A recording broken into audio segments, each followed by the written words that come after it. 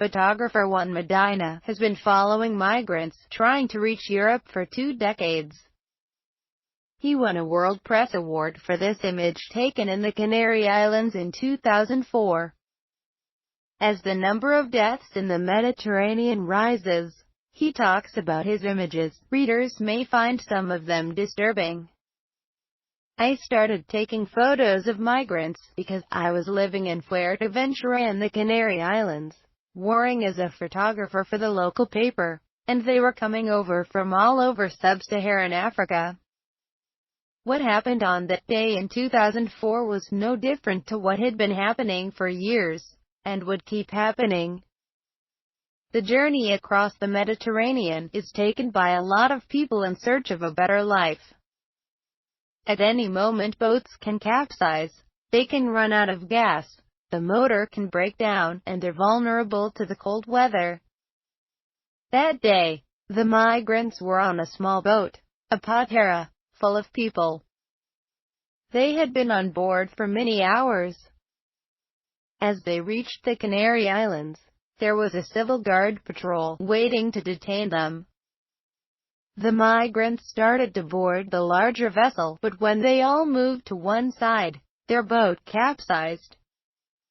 29 of them were rescued. 9 died. The people on board were all men. Many came from Mali, some from Ivory Coast and some from Ghana.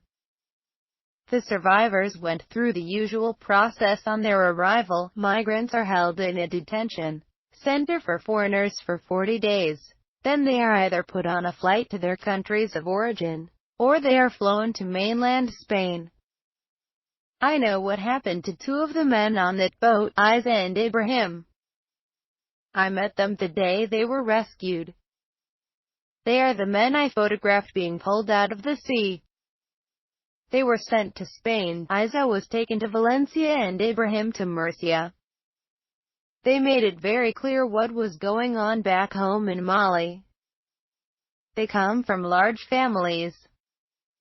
In Isa's case, for example, they depend on crops and the harvest year by year. Work is scarce. They didn't have any opportunities. They were really living in a situation of extreme need. Despite the risks, they decided to make the journey. For them it was the only way out. They thought it would be worth it to try to help their families. Perhaps they didn't know exactly what was going to happen to them minute by minute, but they knew it was dangerous. I went to their homes in Mali to meet their families, and was greeted with open arms, with a lot of love, in the exact opposite way to how the Spanish greet migrants here. Their families told me their story, so that I could understand why their sons were willing to risk their lives. The main thing that struck me is the terrible living conditions they left behind. They risked dying at sea, but they faced even greater pressures trying to survive at home. They did it because they had no other way out.